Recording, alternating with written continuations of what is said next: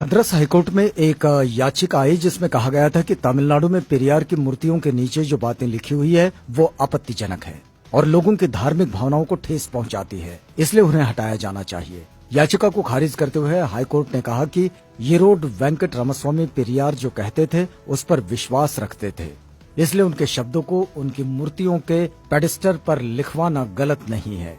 पेरियार की मूर्तियों के नीचे लिखा था, ईश्वर नहीं है और ईश्वर बिल्कुल नहीं है। जिसने ईश्वर को रचा वो बेवकूफ है, जो ईश्वर का प्रचार करता है वो दुष्ट है और जो ईश्वर की पूजा करता है वो बर्बर है। ग्रेट पेरियर नायकर के ईश्वर से सवाल। पहला सवाल, क्या तुम कायर हो जो हमेशा छिपे रहते हो, कभी किसी के सामने नहीं आते?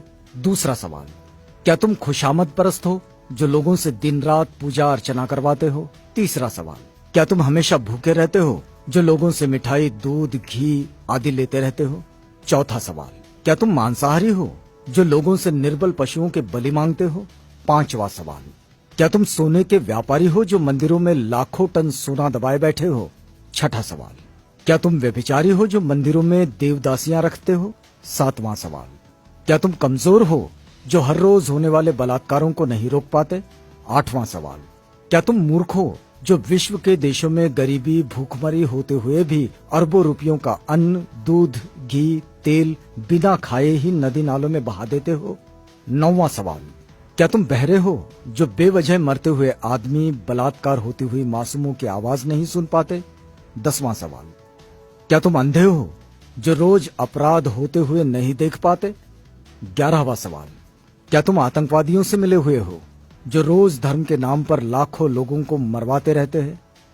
12वां सवाल, क्या तुम आतंकवादी हो जो ये चाहते हो कि लोग तुमसे डर कर रहें? 13वां सवाल, क्या तुम गूंगे हो जो एक शब्द भी नहीं बोल पाते लेकिन करोड़ों लोग तुमसे लाखों सवाल पूछते हैं?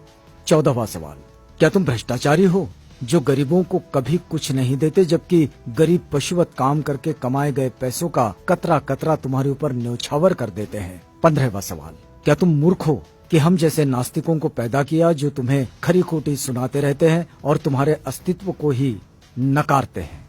5 मिनट का समय निकालकर जरूर पढ़ो भगवान के कारनामे। नास्तिक होना कोई आसान नहीं। कोई भी नासमझ इंसान ईश्वर के अस्तित्व को मानकर फ्री हो जाता है, उसके लिए उसे बुद्धि की जरूरत नहीं होती, लेकिन नास्तिक होने के लिए दृढ़ विश्वास और साहस की जरूरत होती है। ऐसी योग्यता उन लोगों के पास होती है जिनके पास प्रखर तर्क बुद्धि होती है। अंधश्रद्धा ऐसा केमिकल है जो इंसान को मूर्ख बनाने में काम आता है। पेरियार E.V. रामास्वामी। आप देख सकते हैं हिंदू धर्म का विचित्र इतिहास।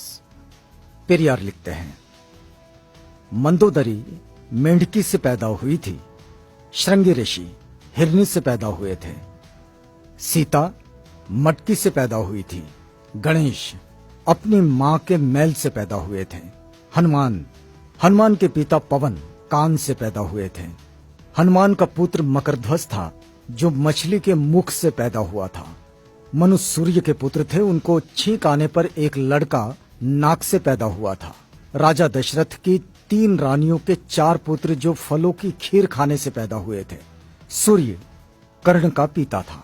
भला सूर्य संतान कैसे पैदा कर सकता है? वो तो आग का गोला है। ब्रह्मा ने तो 4 वर्ण यहां वहां से निकाले, हद है।